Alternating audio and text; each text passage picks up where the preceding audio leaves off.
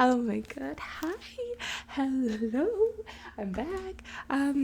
Hi. Welcome to episode whatever of the Hot and Capable podcast. This is my however manyth channel on YouTube, where I will be hopefully doing some sort of vlog and other content as well. But for now, it is this podcast, which is my peer support project.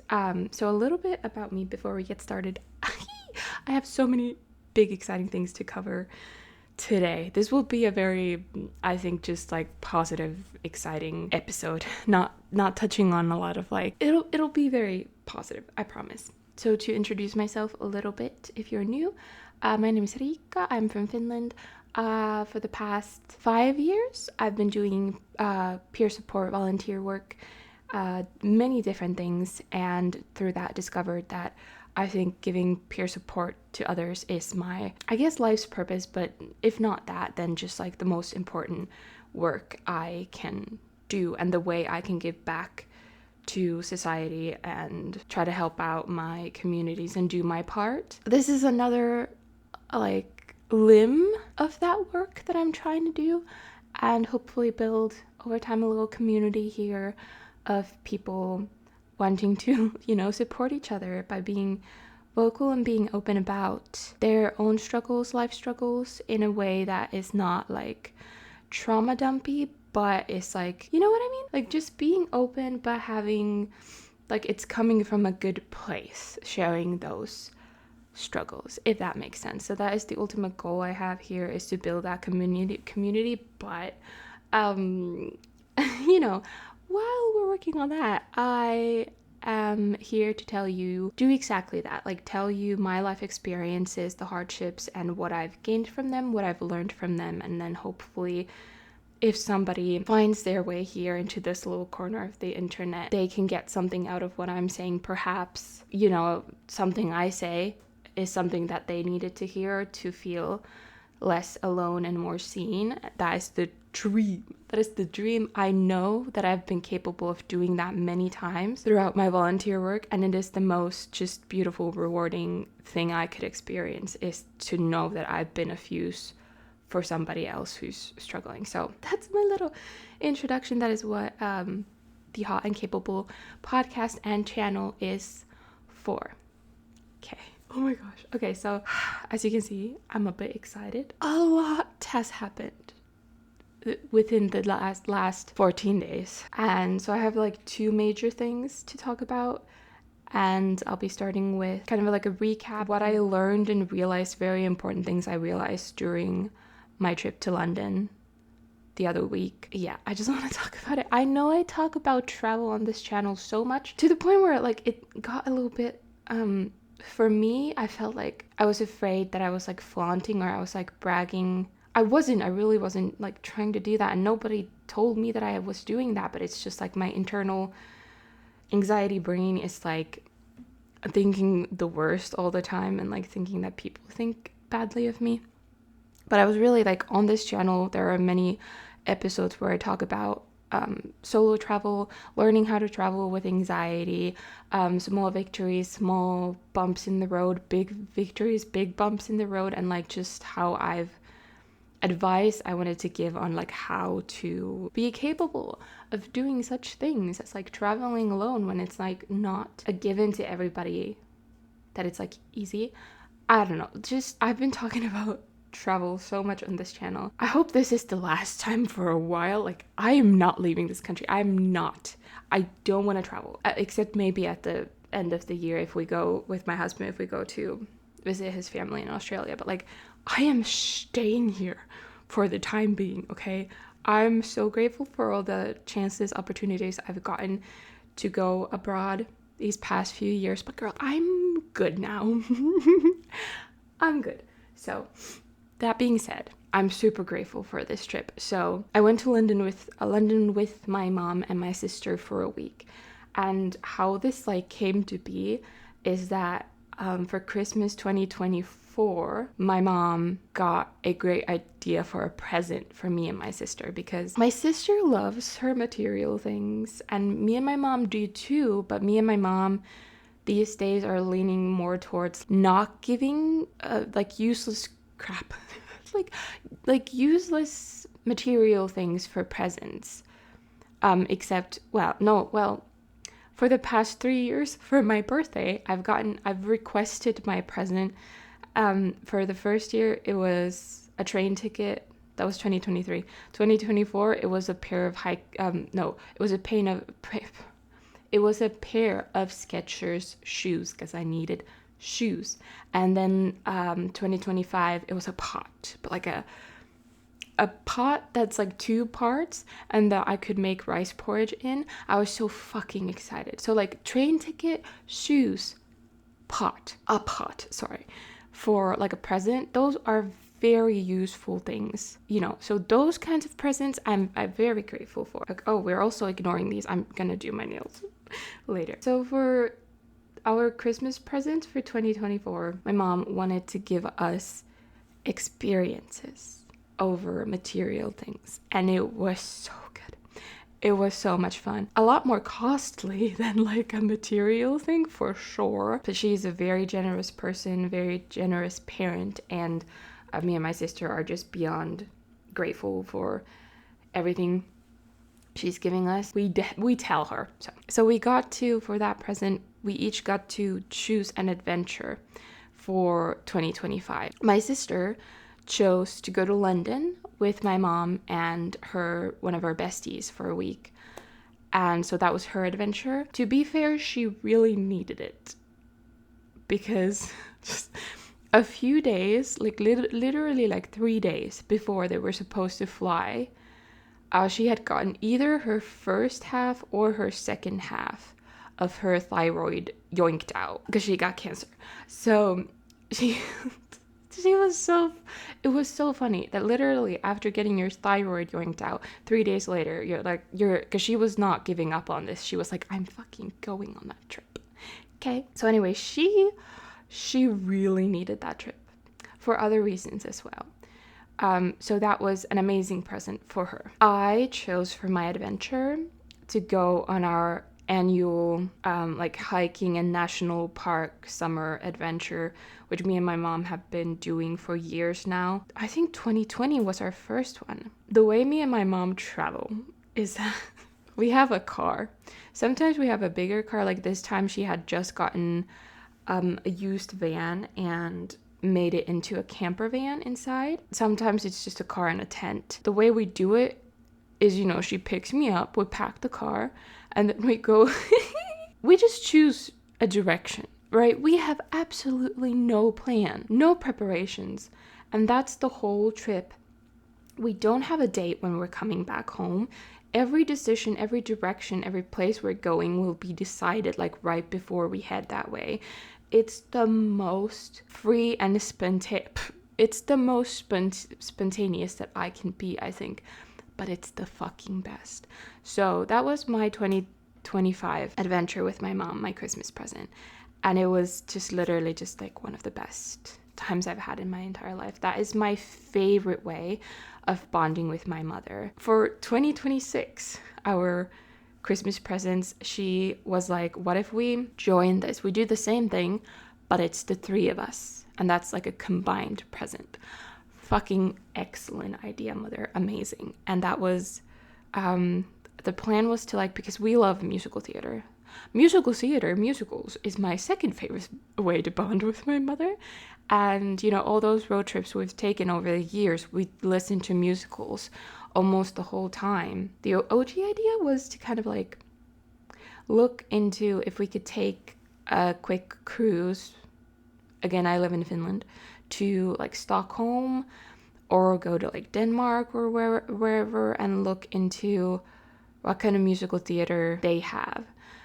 But then in the end, we concluded that London is the best place to go for that. That is within our reach, because it's only less than a 3-hour flight. So then we decided that we're gonna go to London. We went for a week. Okay, I'm gonna talk about London. So while there, I got this beautiful notebook. I do not have the best camera, but you get the gist. I got this from the British Museum. We went to the wrong museum. Story time incoming. But I got this. This notebook belongs to hot and capable Riikka. That's so cute. But anyway, I journaled every day. I did little recaps of every day so I don't forget. And then there were like individual things, like observations and shit that I realized. The first observation, we landed on Monday morning, and it took the driver to take us to our housing 2 hours, which it wasn't supposed to take. I think he was confused about the address because he also like dropped us off at the wrong place and left. Anyway, during that drive, just first of all, it hit me suddenly my need and desire to go out by myself. Like ditch my mom and sister at some point, and I like needed to go out by myself. It was such a strong desire and like a need, really. I realized in that moment, like looking at the pretty British houses just like go by in the taxi, I've never realized before how much independence this country has given me. Independence and confidence in my capabilities. My husband moved to the UK at the beginning of 2024, and so I visited him there a couple times, and it was there that I really learned, like, yes, I had traveled alone from Finland to Australia the previous year, not many months before this, but that was like just the travel time that I was alone. This time it was my husband was either at work at the office or at his tiny 1-room flat. I would go out by myself during his work time. It took a few times of walking around to orient myself in the surroundings and be like, I know where I am and I know that that place is there. After that, I went on walks and I wouldn't use the map. I let myself explore further into unknown neighborhoods and stuff, but it was a challenge. I felt so good and I felt so proud of myself for being in a strange city and going out by myself. The lighting is stupid. That's a little better. Anyway, I was so proud of myself. It gave me a thrill every time I was able to move around on my own. I went to Costa. I sat down with my little coffee, my medium latte, which is fucking humongous, and I would read. And just in the end, I just went on walks without a map, and I like found my way home. And I was so proud of myself because it was a challenge every time. Every single time I left that door, I knew that I would be stepping out of my comfort zone, but I knew how incredible the results felt after every time. Yeah, so I went there a couple times. I did that. On one of those walks, this was a big like revelation or observation, was that I'm walking with my shoulders down. And I'm not just looking at the ground, but I have the courage to look around because, I've grown up my entire life with anxiety, and I, haven't been good about going around in public places. I've mentioned this many times in the earlier episodes. Still to this day, even in this place where I've lived for 9 years, every time I walk to the grocery store, my head is down, I'm looking at the ground, I'm trying to like just make it to the destination. And I can only do that if I'm like trying to block out everything around me. And I'm always like in a state of like this. I'm so tense. Every time I'm like literally like in the, like just walking to the grocery store in an environment where I've lived for almost 9 years. When I was in this different country, in unknown streets and environments, it hit me that I'm looking around and my shoulders are down. Because there were like times in my life where I was like out with my mom and my mom would be like, lower your shoulders. Like it was a thing. And it hit me then that, oh my God, like, is this part of my anxiety literally just tied to toxic environments? And then I was like, oh shit, that sounds right. That sounds correct. And then it hit me right after that that I need to move. Like, I am ready to move to a different place. Because, 9 years ago, I moved to this town where I knew nobody from intentionally because I needed to be in a new environment where nobody knew me so that I could get around easier, if that makes sense. And so in this moment, I realized that, oh shit, I am ready to move away. Like, I think I'm going to need that again. And so that was a big revelation. However, that was 2 years ago, and I wasn't ready to do so yet for reasons. But I was like, I just know that when the time will come, I will move away.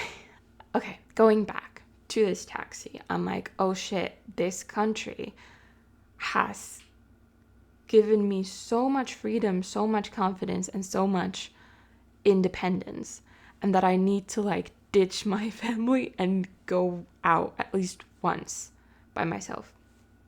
And I did that. Not gonna go through like the whole trip, but after the British Museum, right around the corner is Primark, where my sister needed to go and have her time and have like nobody rush her.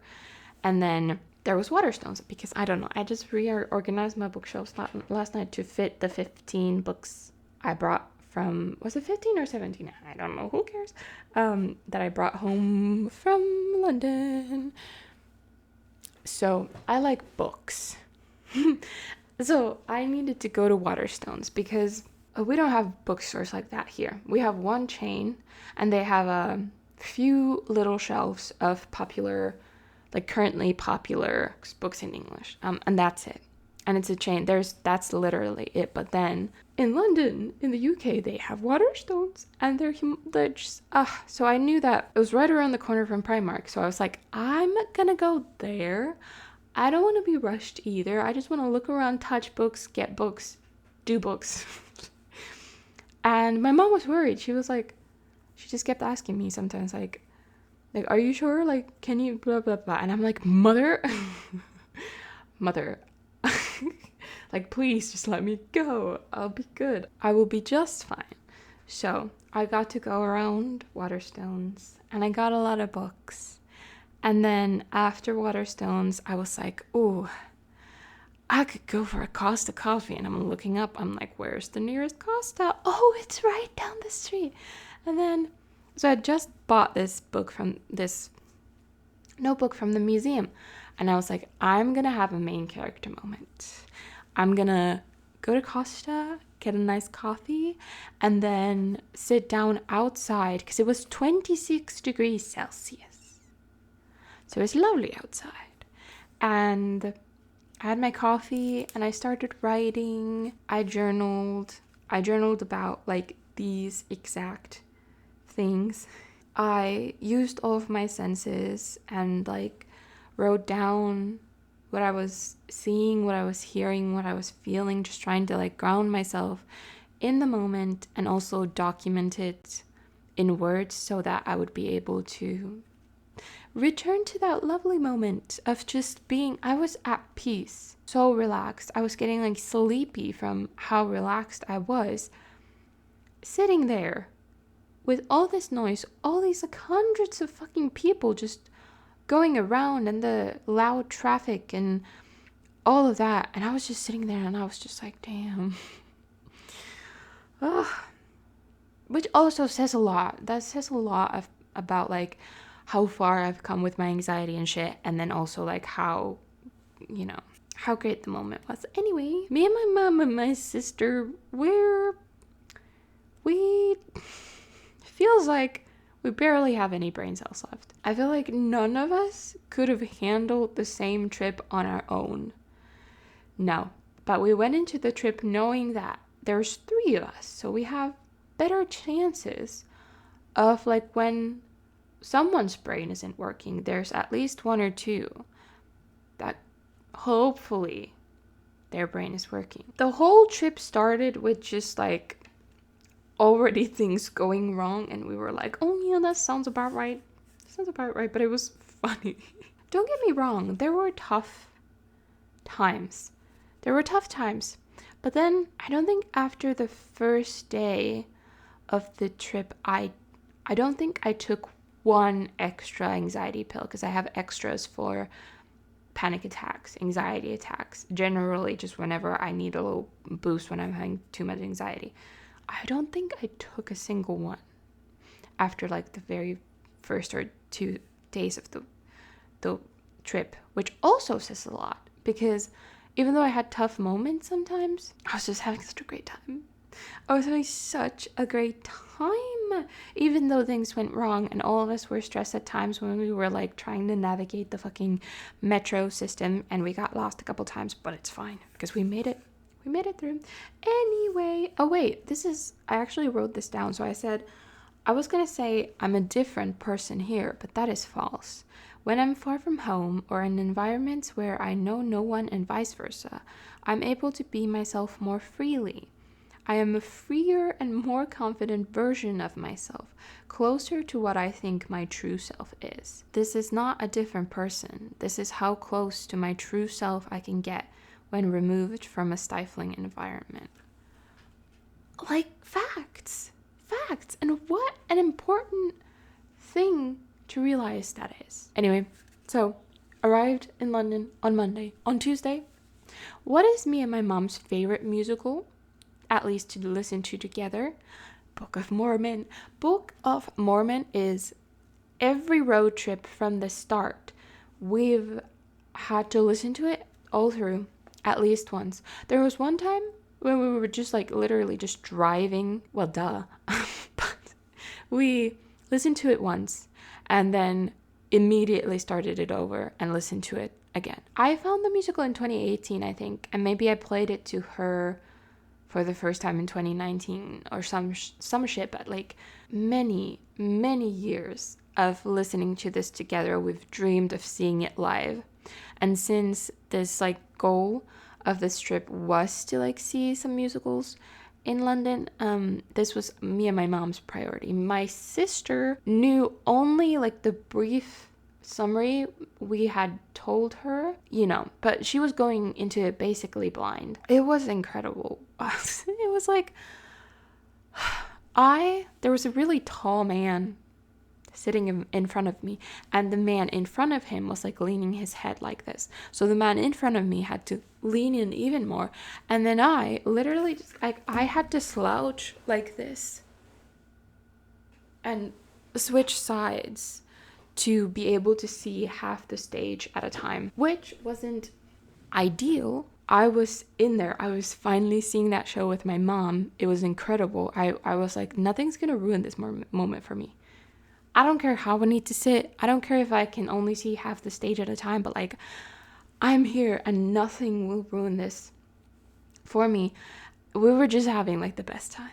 And some like during our favorite parts and stuff, like me and my mom, like I would grab her hand and we would hold each other's hands and like and it was just like so funny watching my sister react to it. It was a great time. I do not understand why I didn't cry at the end. My mom was crying.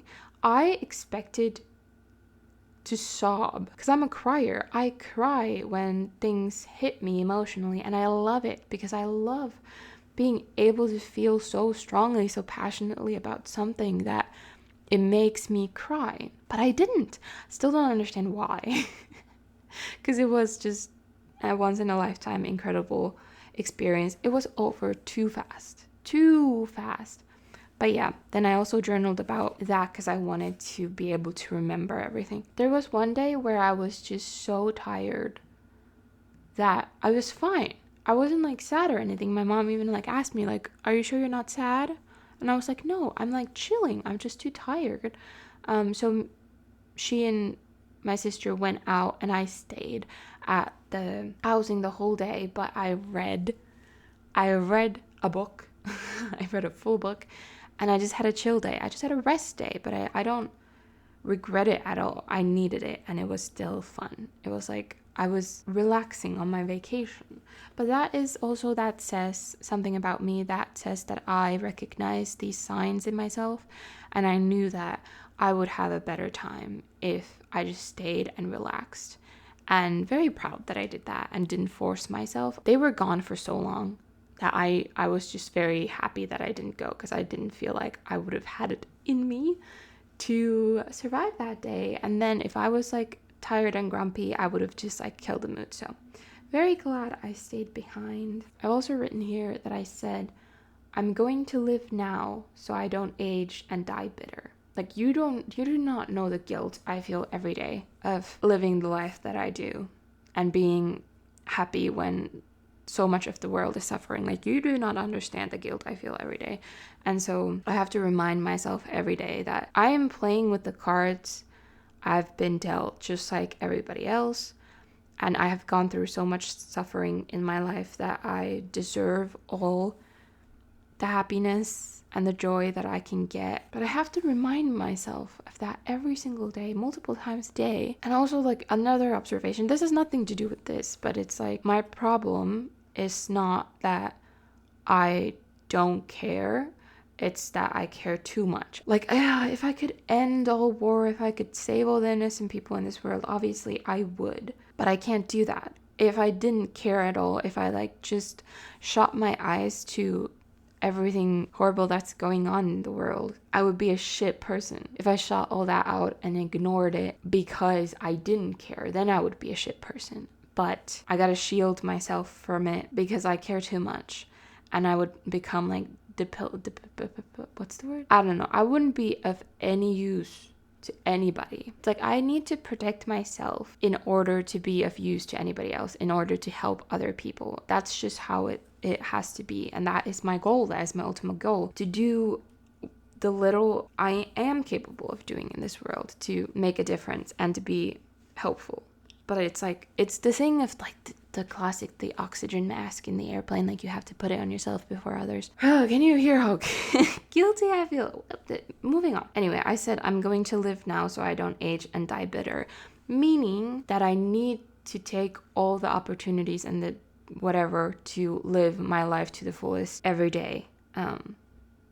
So I don't, if I'm fortunate enough to age and live a long life, I don't feel bitter about not doing those things because of whatever reason. Well, related to that, I wrote, you never know when it'll be your last time, that no return will come. So it's vital when the opportunity arises to keep saying yes until the answer is no. Oh, then I almost fainted, which was really fun. Sometimes I do that. I bought 7 additional books from different Waterstones. That's lovely.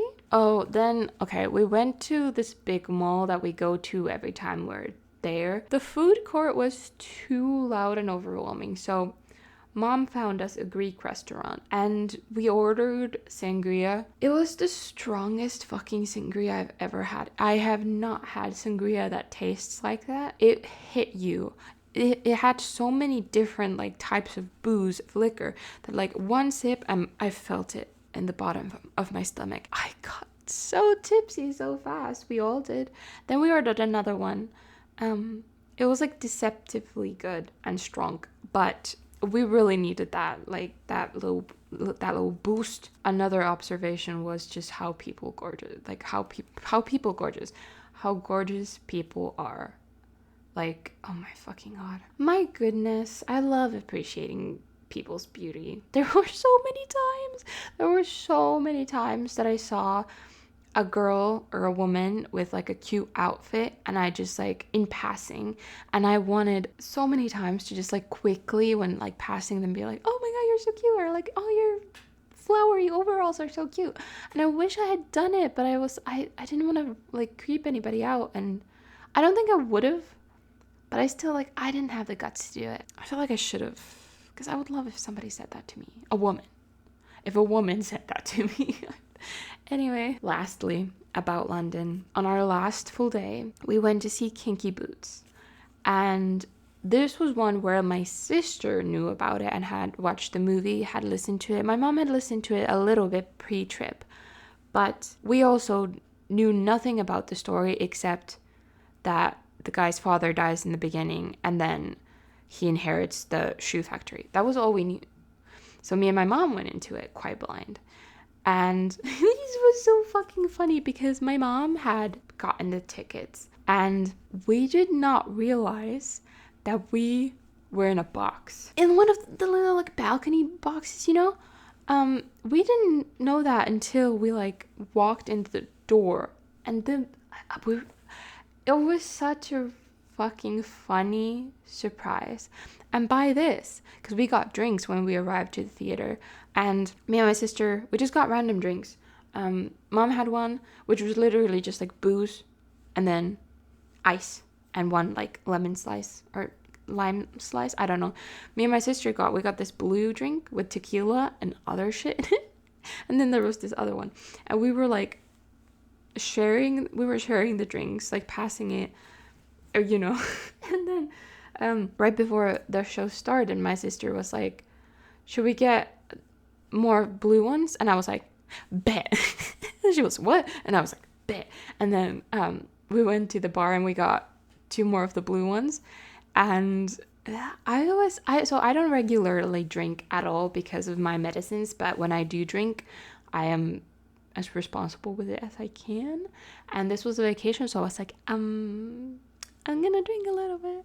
And we found the box. We took some pictures. I can include one picture where I felt really bonita.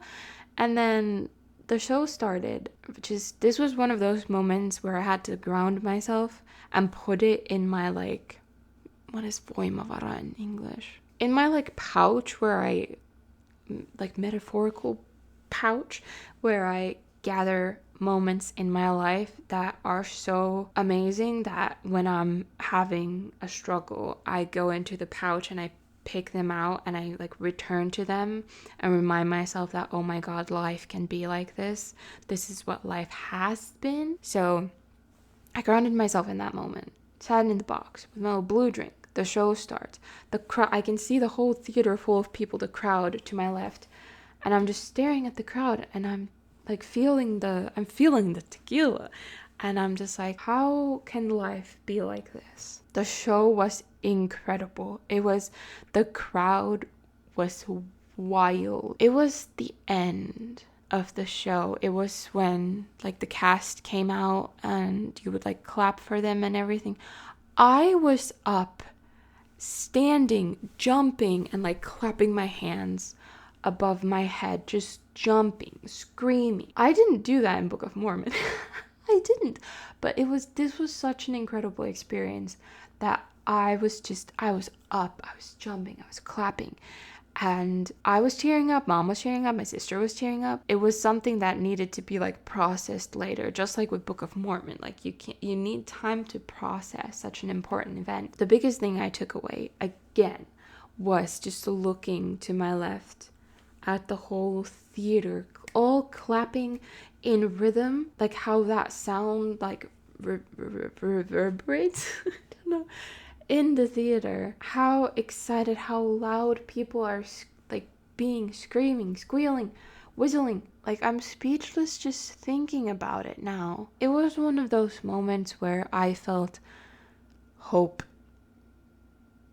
in humanity. It made me feel like there has to be more good than bad in the world.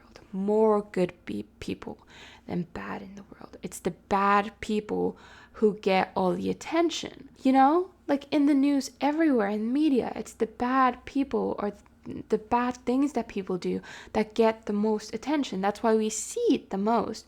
But it has to be that there are more good people in this world who just like, they're just not in publicity. You know what I mean?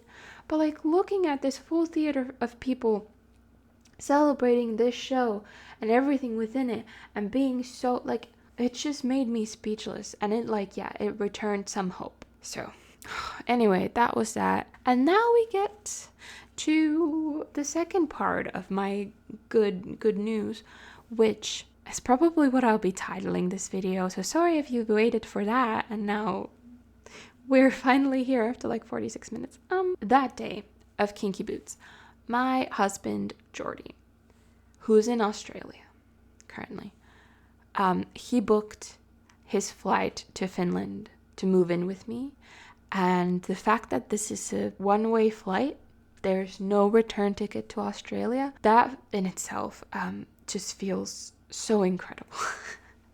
So he booked his flight to Finland for May 31st, so he'll be here June 1st, and it is currently April 17th. So it's like 40-ish days away. It's too much. It's still too many fucking days. I've never been this impatient in my fucking life. I'm a very patient person. But when it comes to this, okay, I'll get into it. A year ago, we started the process of even like being able to get married. It was a process. We got married in fucking October as soon as we could. But it's like last year I started being really fucking impatient when it comes to Jordy and the dream of us being married and living together after 6 years of being in a long distance relationship. So forgive me if we're 40-ish days away from that dream coming true fully of being able to live together. Forgive me if I'm being a little bit impatient.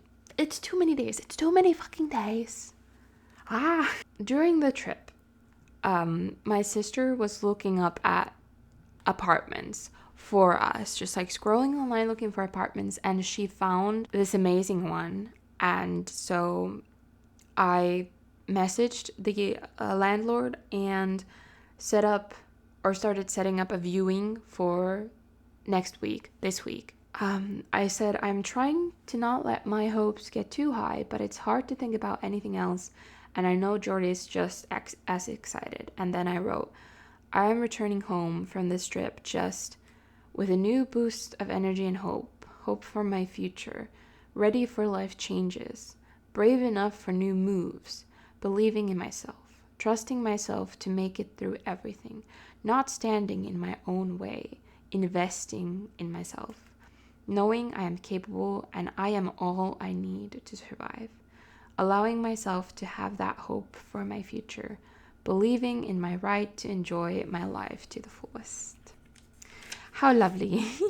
All right, done with the notebook. So we were like setting up the viewing, but then the landlord, she was very quick at messaging me back, and she said that you can sign the lease without viewing the apartment. Me and my mom on the train coming home from this trip, and I'm messaging this landlord. She said that she had just rented one of these apartments. There are like multiple, like the same looking ones. She had just rented one that day, and she had a couple left. And so I'm talking to my mom, and I'm like, should we actually rent this? Should we get this? It meets all of our requirements. It's in our budget. It's in a good area. And then I'm like, it doesn't make sense to not rent it. And we need an apartment. Like, Jordy has his ticket. He's coming here in June. And my goal was to have an apartment and move in before he comes. So it all made sense. It was logical. Because I messaged the landlord and I was like, we are really interested in this apartment. And then she was like, can I check your credit score and whatever? And can you call me to, it's easier to do this over the phone. And I went and I talked to her. She was very nice, asked me more questions. And she said that she's very happy to help me and my husband make our dream come true. She was very chill, very nice. And then I think I returned to my seat. At some point I asked my mom, I turned to her and I was like, Mom, is this responsible? Fuck it, I'm renting this apartment. And I did. What a fucking week it had been. You leave, you're uncertain of all of these things, of the apartment, house hunting, whatever. You have this trip full of just emotional fuckery, but in a good way, emotional fuckery in a bad way as well. But the fact that I handled it all so well, the bad parts. Experience of a lifetime. My sister said that it was the best vacation, the best trip she's ever had. It meant to me more than anything to see my sister thrive and have so much fun, because she just beat cancer this year, like a month ago. I think like a month or two ago, not even 2 months ago, maybe a month ago, she got the all clear that she beat cancer. And so it meant the most to me to see my sister happy like that. And that was also like emotional fuckery, but like in a great way. Coming home, like last day of the trip, coming home, and I'm renting an apartment. I'm putting it in my name. I'm gonna have a new home. And I have my husband fucking finally. Okay, story. We need backstory. A little bit of backstory. Me and Jordy, we met on Twitch in 2019. We ended up in the same communities online. We were friends for a bit, got to know each other, then it turned like romantic. This was March 2019. Yeah, when we met. And then February 2020, he asked me to be his girlfriend, and so we started dating, and we've been together ever since, and that was 6 years ago. And then we started like meeting each other all over the world, like Finland, Spain, Australia, the UK. He proposed to me in Spain in May 2024. So that was almost 2 years ago. He moved, so he lived in Australia until February 2024, when he lived in the UK for 2 years. And then at the end of the year, he moved back to Australia to wait until his residence permit came so that he could move to Finland. A year ago, we started the process of being able to get married, which ended up being a whole mess of fucking things because he wasn't a Finnish citizen, because we were going to get married in Finland. So that took until October until we could get married.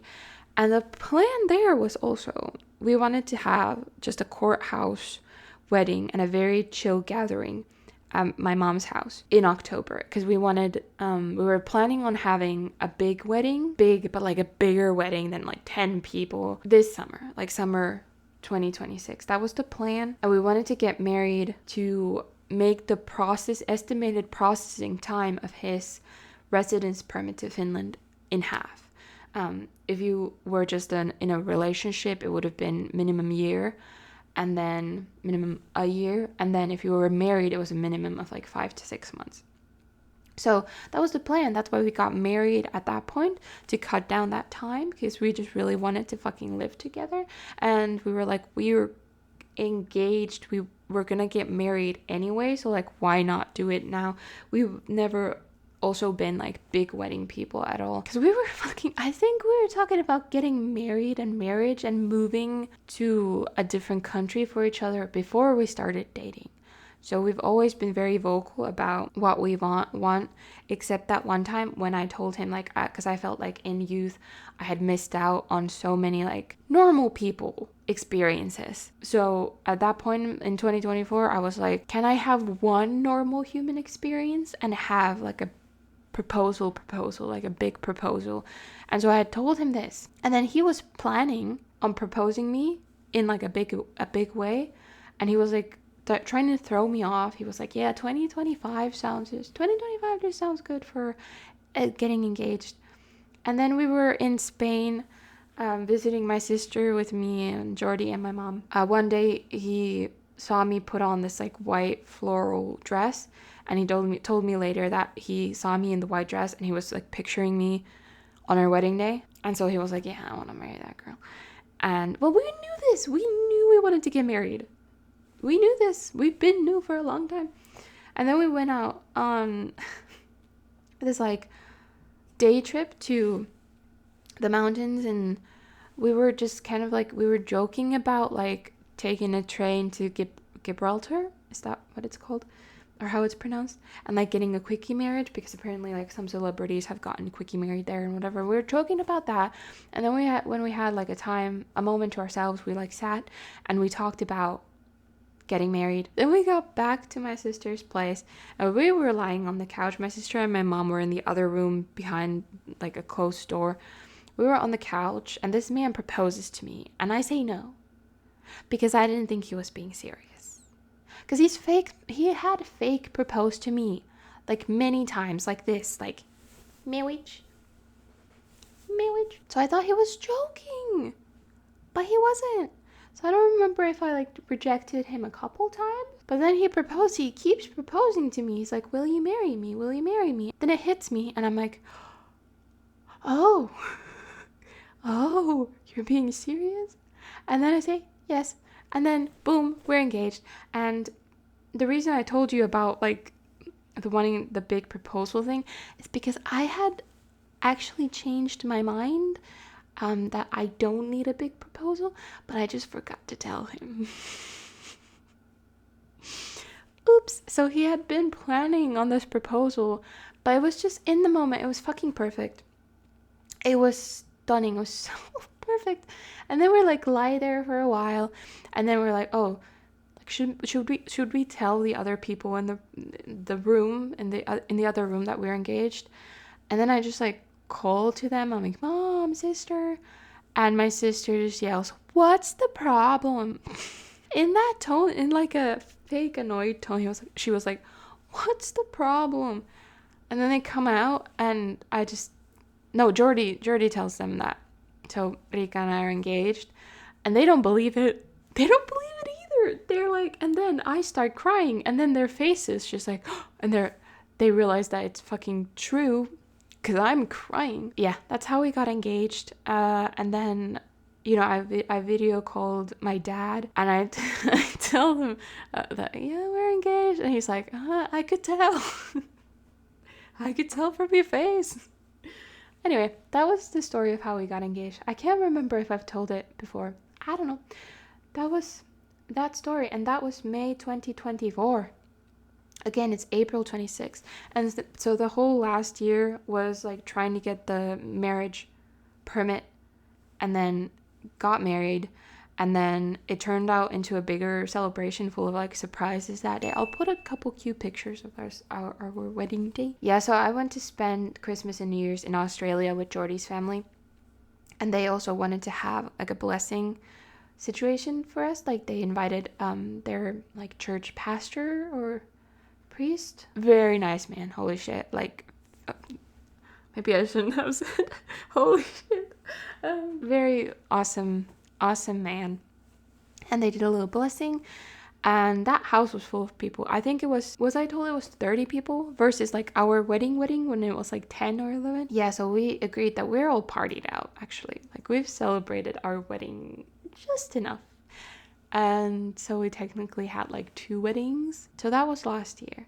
And then as soon as we got married, we filed for the residence permit for Jordy. At the time, yeah, the website said that it's minimum 5 to 6 months of processing. I think I mentioned this in another episode, so I'm not going to go into detail more, except that we got it in 3 months.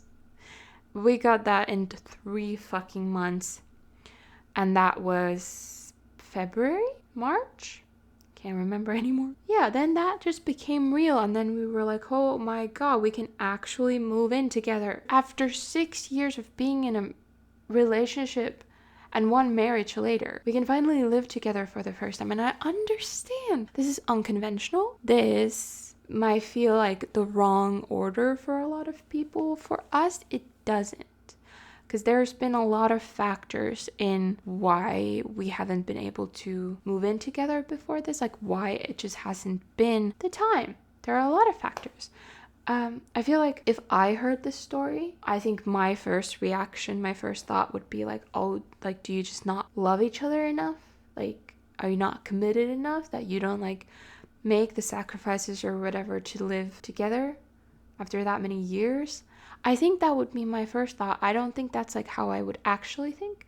I think that's just a societal thing, like the societal norms, traditions, whatever that's like here. I wouldn't actually like think negatively about a person or another couple like that, but it's the first thing. So I like understand if for you it's also that same thing. You're wondering like, why the fuck would it take you 6 years to move in together, and you've been married before?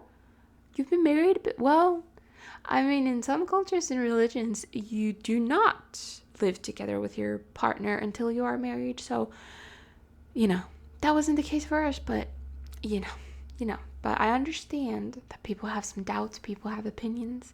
I don't care. I don't care what other people think, because this is my life, this is my relationship. I got to marry the best man. I am so fucking fortunate. You do not know how much I love this man. How great care this man takes of me. Was that a sentence? I'm just like, I'm so fucking excited. I feel like an adult. I'm married. Sometimes that hits me and I'm like, I'm married? I'm literally married to a man. I'm legally bound to a man. The fuck? But also it's just like, it's so exciting. This is a normal person experience to be married. And oh my god, we've dreamed of our own little home where we are safe. It's our little den, it's our little cave, our little nerd cave with all of our nerdy stuff. I'm just dreaming of a regular, a routine and our own little traditions that we finally get to make because we're in the same space together. My dream is to first we have to see what his work hours are, his work schedule. That's gonna affect our day-to-day life a lot. But I'm dreaming of either before he goes to work, he's gonna work from home, or after, that we can take a walk. We can take a little walk every day, either in the morning to get energized and to wake up, or after his work to try to process everything. Because we've been doing that because he's been here and worked from that corner several times. And then at one point we started to go for a walk after his work hours just to decompress and talk. And yeah, so I would like to do that. I would also like to have dinner and watch a show together, every day, maybe an episode or two of a show. We used to watch so many shows and movies in the beginning years of our relationship. I'm not asking for much. I find so much just joy and magic and specialness, is that a word, in mundane, everyday little things, casual magic. And so I'm not asking for anything special to happen in our day-to-day life, because I know that it's just the smallest little things of a couple living together, such as having dinner and watching a TV show, that'll be special. Does that make sense? Do you know what I mean? I'm just asking that I finally get to live with this man. We get to make our own home, our safe space, and we get this new start. It feels not unbelievable, it just feels so good. I think I said to someone the other day that I've never been this ready in all my life. These are big things. Younger Riikka would, in the first place, is just having all the things up in the air from the past year with the marriage permit and everything that went wrong with that, booking the wedding day as soon as possible and booking flights and then getting the residence permit, but then everything's up in the air. It's everything that goes into moving him here to a foreign country, setting all of that up, and then trying to find an apartment. And what if we can't find one before he's here? What if everything, my healthcare stuff, everything is up in the air. Past Riikka would have been paralyzed with anxiety and panic. I know she would have. Present Riikka has matured so much, grown up so much, done so much fucking work, the work of her life, to be able to be here today and not feel fear. I don't feel a single ounce of fear. Maybe a tiny bit of uncertainty over logistics of things we need to set up. But I just, in my core, I've never felt so ready for anything in my life before. Having all of these uncertainties up in the air, I've just had this belief, this strong belief this whole time that everything's going to work out. And this is not something I have to deal with alone. I have a partner. I have a life partner, and we're going to do this together. It's a great time to be me right now. Don't you worry, guys. This was filmed like 2 weeks ago. I have since broken down. I've been crying for a week. I cried all of my birthday. I've had so many mental breakdowns. I'm just like giving you a real, just being real. A quick update. Yeah, things gone to shit. I'm physically ill from all the anxiety and whatever because I realized that fuck. I spent all of my days battling minimum 2 mental illnesses, and the third one, if not every day, then most days of the week. All of my energy goes into maintaining those, into fighting tooth and nail so that I am able to get through the daily things. I realized that, oh shit, wait, now that I'm starting to stress out about moving stuff, oh, I don't have energy for that anymore. I don't have energy to deal with extra stressors because all of my little energy is going into battling 3 different mental disorders every day. So I've been crying for the last week. I don't know. I'm fucking scared. Help, send help. I don't want this to continue.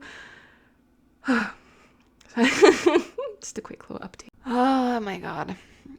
I kind of want to hug myself and kind of like hug that traumatized inner child in me. This is what my therapist taught me, is that you have your inner child that's in panic, and then you have you're the responsible adult, and in those times, like when you're having a panic attack or whatever, it is that traumatized inner child screaming for help, and then it is your job as the responsible adult to hold that child, to calm down that child, and handle the situation as the responsible adult. Not even that child, but just the teenage me who never thought. I had this also like very strong belief that I would not live to see 20.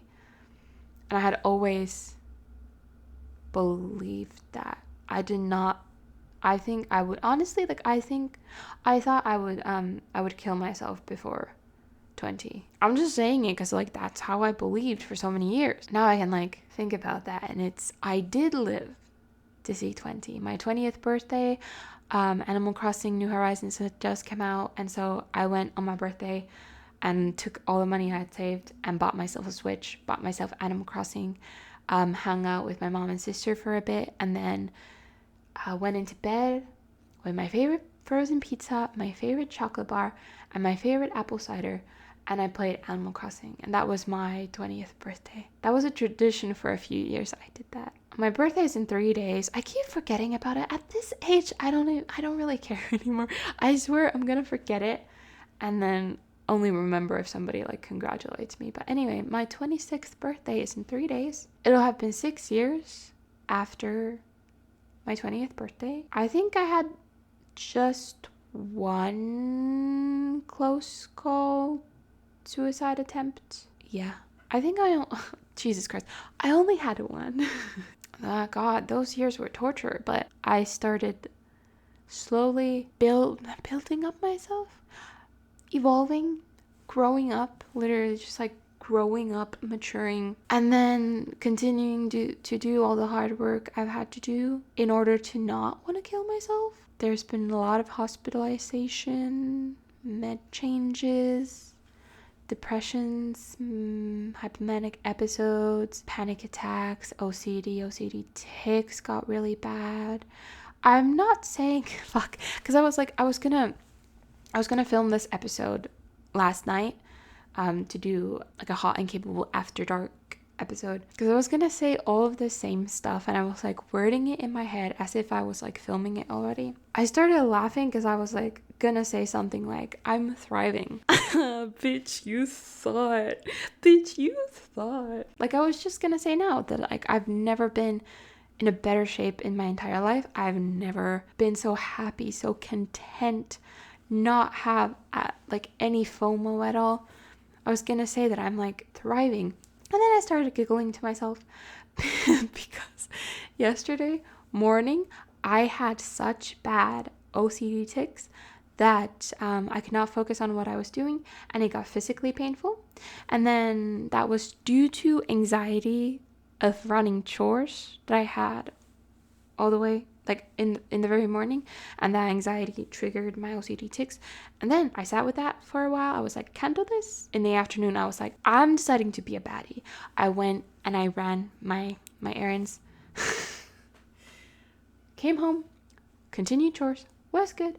And then my OCD tics did continue during the evening, but it's so funny to me that I was like gonna say that I'm thriving, I'm in the best shape of my life, which is true, but that does not mean that I don't still struggle daily with at least one mental disorder, because I have 5. But like, that's what I also wanted to point out. It's like, I am fucking thriving. My life is amazing and I'm so grateful for it and I'm enjoying every single bit. But then also, I'm still mentally ill every day. I'm in pain because of my OCD tics. I have my ED relapses. Woohoo!